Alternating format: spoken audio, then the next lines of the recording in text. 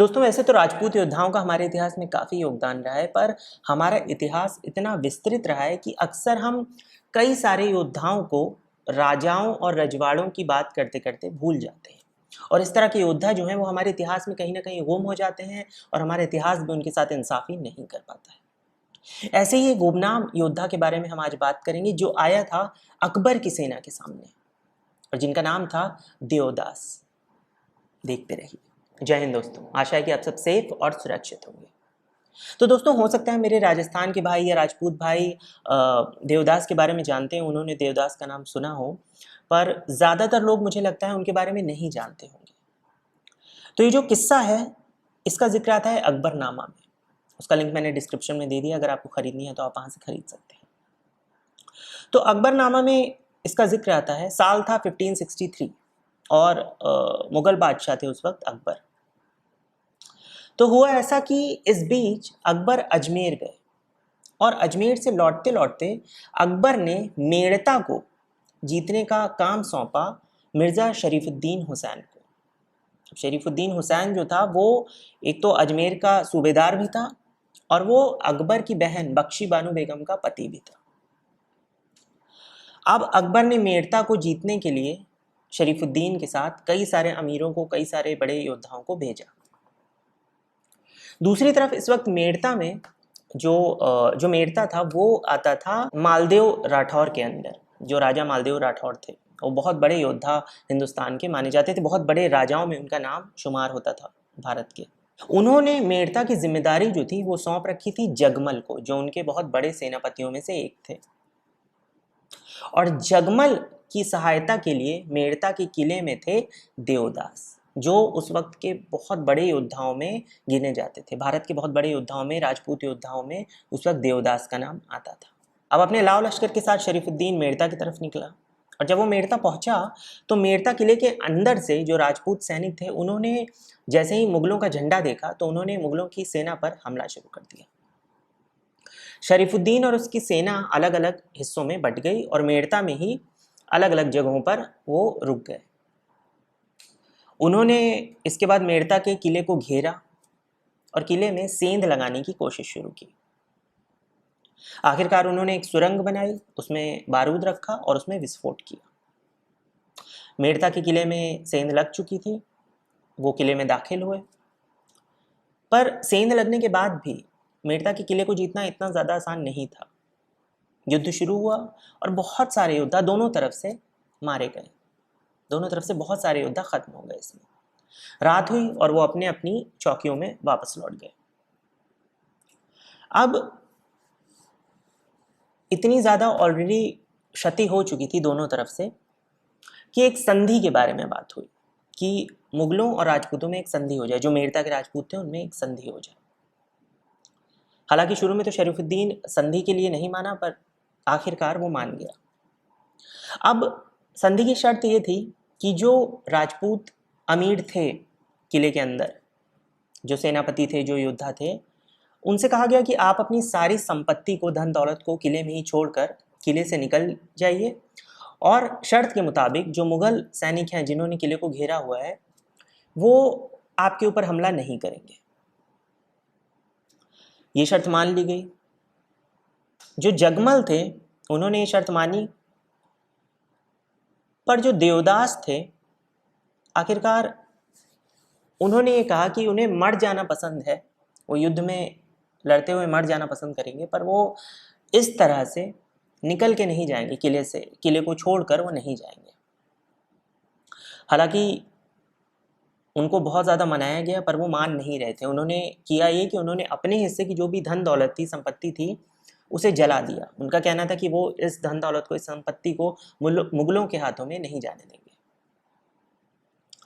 आखिरकार उन्हें किसी तरह मनाया गया, वो मान भी गए, पर उन्होंने अपने हिस्से की संपत्ति जो थी वो जला दी थी। आखिरकार देवदास जो थे वो अपने 400-500 सैनिकों के साथ किले से निकले। अब इस बीच यहाँ पर ये जानते हुए हमें चलना होगा कि जो कुछ राजपूत और राजा हुआ करते थे दूसरे एरियाज के, या जो कुछ सरदार हुए करते थे कुछ राजपूत कबीलों की, वो इस वक्त तक मुगलों से संधि कर चुके थे। तो उन्हीं में से एक था जयमल, राजपूत योद्धा।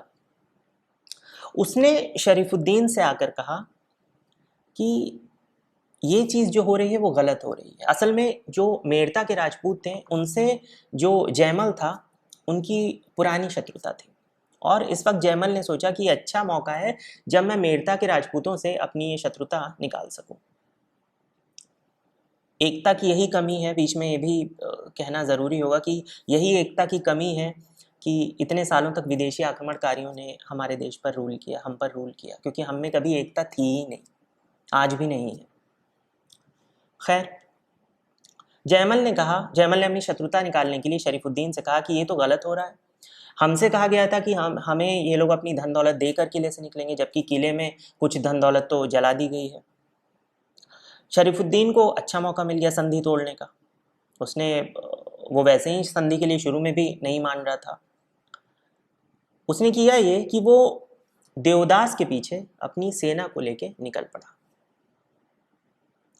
कुछ दूर जाकर देवदास के जो 400-500 सैनिक थे उनमें, और जो मुगलों की सेना थी, जितने भी सैनिकों को लेकर शरीफुद्दीन गया, उनके बीच युद्ध शुरू हुआ। पर जितने भी सैनिक रहे हों, इतना साफ है कि मुगलों के सैनिक तो ज़्यादा ही थे, क्योंकि देवदास के पास सिर्फ 400-500 सैनिक थे। इस वक्त युद्ध शुरू हुआ और देवदास ने काफ़ी बेहतरीन तरीके से युद्ध किया। ये खुद अबुल फजल ने अकबरनामा में लिखा है कि बहुत अच्छे से देवदास ने युद्ध किया। पर अंत में हुआ ये कि शरीफुद्दीन के जो मुग़ल सैनिक थे उन्होंने देवदास को चारों ओर से घेरा और आखिरकार उनकी हत्या कर दी। पर यहाँ पर देवदास के किस्से का अंत नहीं हुआ। कुछ लोग कहते हैं कि यहाँ पर देवदास की मृत्यु नहीं हुई थी, और हुआ ये था कि ये जो जंग हुई थी, ये जो मुठभेड़ हुई थी मुगलों और राजपूतों के बीच, यहाँ पर से जो देवदास थे वो किसी तरह से चकमा देकर मुगल सैनिकों को निकल गए थे।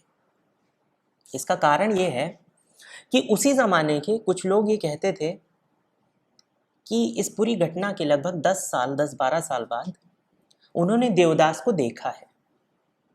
हालांकि इस वक्त तक कहते हैं कि जो देवदास थे वो एक योगी बन चुके थे, वो एक सन्यासी, एक साधु बन चुके थे। हालांकि कहते हैं कि उनका नाम वही था, वो जो योगी था उसका नाम देवदास ही था, और उसकी शक्ल वगैरह भी उन देवदास से मिलती थी जो योद्धा थे मेड़ता के। बहुत से लोगों ने ये देखा, उन्होंने ये कहा कि ये वही देवदास है। ऐसा माना भी जा सकता है क्योंकि ये जो पूरा युद्ध हुआ था यहाँ पर सिर्फ मुगल सैनिक थे और राजपूत सैनिक थे मेड़ता के। तो अगर वो बच भी निकले होंगे तो जाहिर है कोई भी मुगल सैनिक जाकर अकबर को ये नहीं कहेगा कि वो दुश्मन को नहीं मार पाया, या फिर उसने संधि तोड़ी और फिर देवदास के पीछे गए और फिर भी देवदास को नहीं मार पाए। अंत में हुआ ये कि जो देवदास योगी थे, जो 10-12 साल बाद देखे गए, उनकी भी हत्या कर दी गई। और इससे इस बात को और जोर मिला कि शायद ये वही योद्धा देवदास रहे होंगे, क्योंकि अगर वो कोई एक आम योगी होते तो उनकी हत्या कोई क्यों करता। जाहिर है किसी को शायद पता लगा हो कि ये वही देवदास हैं, शायद इसी के चलते किसी ने उनकी हत्या कर दी हो। अब इस किस्से को बताना ज़रूरी इसलिए है कि हम अक्सर राजाओं की बात करते हैं, रजवाड़ों की बात करते हैं, पर उन राजाओं के पीछे इस तरह कितने सारे योद्धा हुआ करते थे उन्हें हम भूल जाते हैं, जो कि बहुत बड़ी नाइंसाफ़ी होती है उनके साथ। तो यही कारण था कि मैंने आज ये वीडियो बनाया। मुझे आशा है कि आपको वीडियो अच्छी लगी होगी। लगी हो तो लाइक कमेंट कर दीजिएगा, ना भी लगी हो तो प्लीज़ मुझे बताइएगा। वीडियो को लाइक करके चैनल को सब्सक्राइब कर दीजिएगा। मिलते हैं अगले वीडियो में, तब तक टेक केयर। जय हिंद, इतिहास जिंदाबाद।